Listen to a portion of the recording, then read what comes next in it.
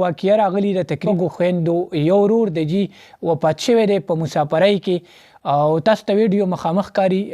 جنازه هم خپله راخیستې ده خویندې چې کوم دي خپله جنازه راخیستې ده جی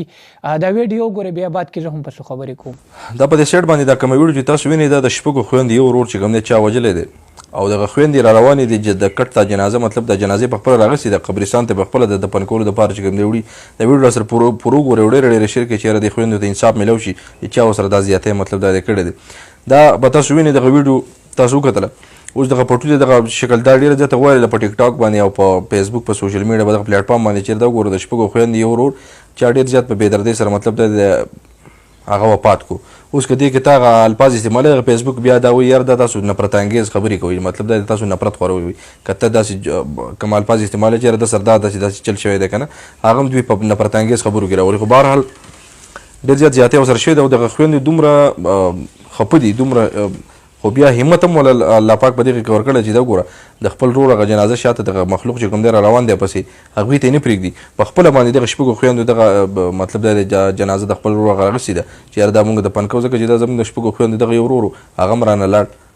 چا چې کوم دی مطلب دا دی ووجو پته نشي په څه باندې دا زیات ویلی کېږي چې یاره د کوټې دغه علاقو سره چې کوم دی تعلق ساتي او دا د شپږو خویندو دغه یو ورور دی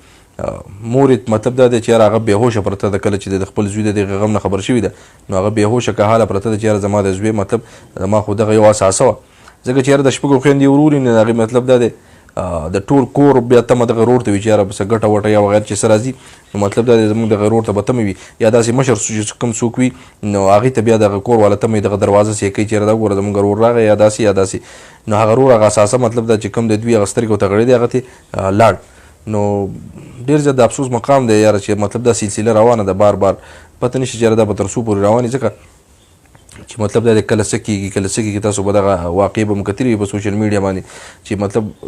لګیا دي دا خلک په څه نه څه قسمه باندې مطلب دا د پښتون په د کمي طرف ته روان دی کله په څه کې کله په څه کې خو مطلب دا د خبرې روانې دي اوس زیاتره خو دا ویلی کېږي چې یاره د دې هلک مطلب دی به کار لتو مازدیګري کې به کور ته راتو